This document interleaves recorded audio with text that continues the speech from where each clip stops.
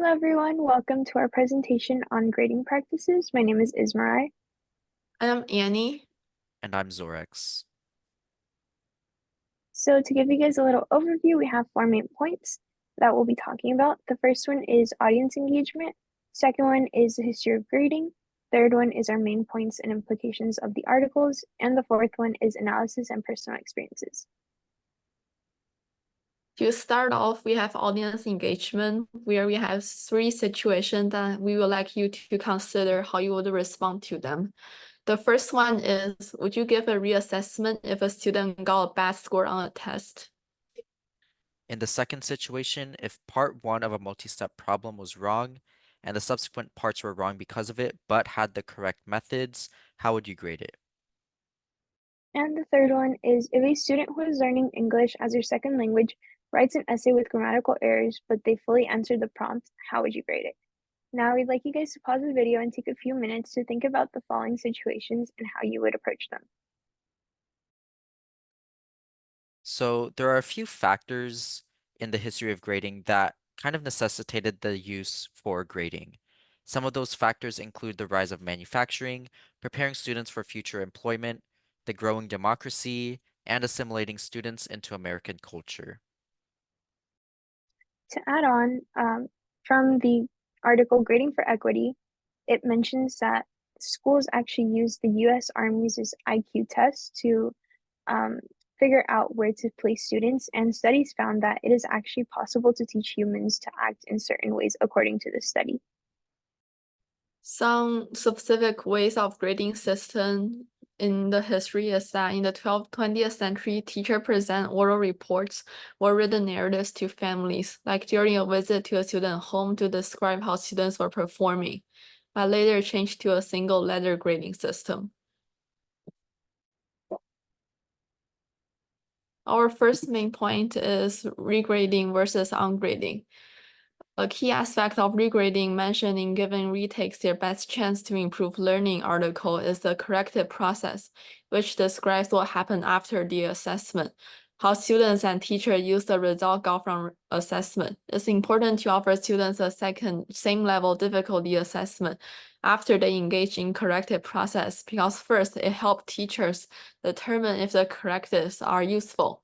Because many of the ways to assess students in STEM secondary teaching involve testing, the practice of reassessment and corrective process are very useful and is deeply connected with STEM teaching. In the article Giving Retakes Their Best Chance to Improve Learning, the author mentions how grading should be meant to be a summative assessment of students' mastery of a concept, rather than students' understanding of a concept at some arbitrary point in time. Research shows that giving students the opportunity and support to be reassessed, students can better master the important learning goals or standards in each unit, while also gaining the necessary prerequisites for success in later units. Additionally, for ungrading, the simple definition that we came up with was challenging the current grading system. And in the article, Ungrading an Introduction, the author mentions four different points that can be used to start ungrading. And these points are changing how you talk about assessments, invite students into a conversation about grades, grade less stuff, grade less often, and grade more simply, and finally ask students to reflect on their own learning. The second main point we found in the articles had to do with online learning. And in the first point for adjusting, in the article Ungrading an Introduction, the author discusses how the shift to online learning during the COVID-19 pandemic led teachers to not necessarily grade student performance, but rather assess how well students and teachers pivoted to online, whether the students had necessary access and support at home, and the ability of students to perform in a crisis. While grading during this crisis was not explicitly meant to be biased, it ultimately led to inequalities in education as it favored those who had financial support. Online learning also found cheating using online tools. An article found that with the advent of technology, cheating rates have also been on the rise. Easy access to platforms such as Check or Quizlet make doing schoolwork easier without having to sacrifice time or effort. As a result, there has been a growing culture of suspicion in education among students, where schools use proctoring technologies to place suspicion on students. And for our third point of long-term effects and inequalities, according to the article, if everyone gets an A, no one gets an A, it mentions, and grades have only gone up since 2016, most notably since the pandemic, most prominently in higher income school districts. Were this a true reflection of student achievement, it would be reason to celebrate, but the metrics have it differently. And this basically mentions that the pandemic affected the high rate of grade distribution for many schools and students. The third main point is inequalities in grading. First, it has biases in subjective grading, which an article points out that graders might give subjective grading when they are aware of irrelevant information about the students and offer several statistics around teacher biases. For example, teachers spend up to 2/3 of their time talking to male students. Teacher biases could ultimately impact their grading system. To add on from the same article, for a second point of performance, it also mentions that details on how students' performance on exams are also influenced by the students' backgrounds. For example, food insecurity being a significant factor in determining students' average exam scores. Inequalities in grading also stem from students' backgrounds and can be seen in students' performance on standardized testing. In the article Grading for Equity, the author discusses how in the early 1900s, poor performance on tests by certain minority groups was attributed to poor intellectual capacity, character, race, and ethnicity. However, what we must understand is that these standardized tests were created by white men for white society. Thus, their cultural biases are inherent in these tests. To non-Westerners, these tests may seem too foreign or complex to comprehend because to them, this isn't a measure of intelligence.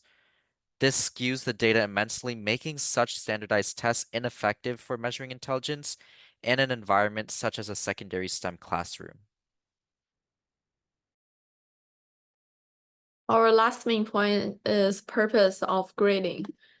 In one article regarding observed that assessment that teachers use at the end of learning units mainly serve as evaluations to find out which students successfully take in and understood the teacher's instruction. So the purpose of grading assessment mainly serve to provide students with feedback on their learning and to provide teacher with feedback on their teaching. As previously mentioned in the article, everyone gets an A, no one gets an A.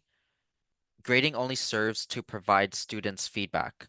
So giving students marginally better grades, such as giving them an A minus instead of a B plus, just makes students happier, but doesn't actually motivate them to try harder to earn a better grade. The author discusses that grading should teach lessons of resilience and should be true reflections of student performance, despite how harsh it may seem. In addition, from the same article as above, it mentions, does it come from a physics teacher in the Great Smoky Mountains who bludgeons students with weekly memory taxing tests, or from a trigonometry teacher in Topeka who works in Taylor Swift references and allows infinite retests?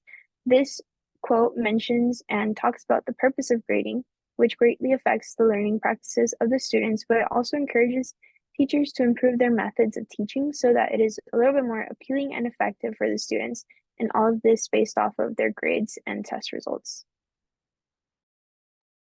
Moving on to our personal analysis of the four main points.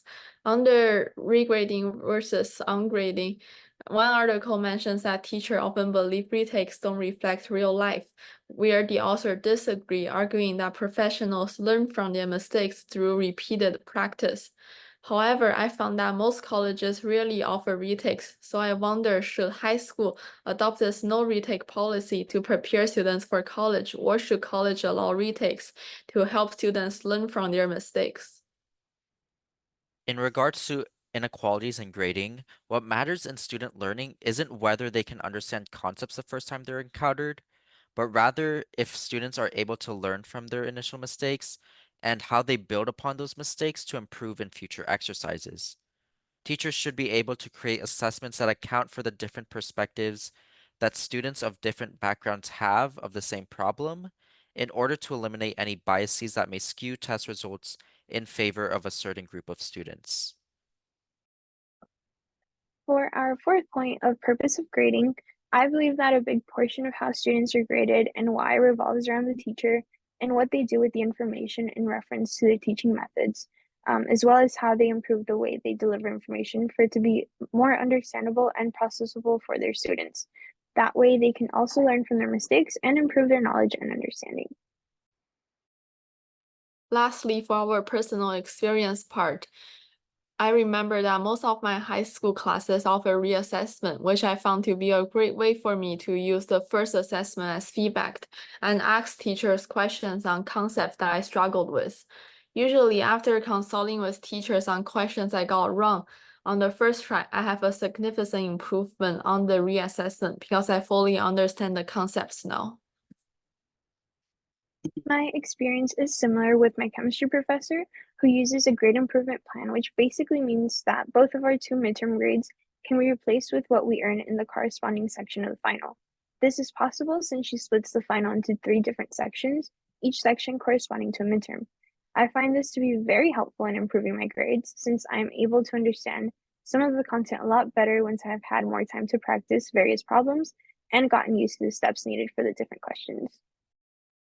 In my personal experience with courses with high average GPAs, I often find myself struggling to find motivation to study as I go into the class expecting a good grade rather than working for it. While such grade inflation may look good to admissions committees or employers, it may not be truly representative of what I had learned. However, I don't believe that this is a justification for harsher grading practices or for ungrading, but rather it's a justification for a revamped way to approaching grading through reassessments.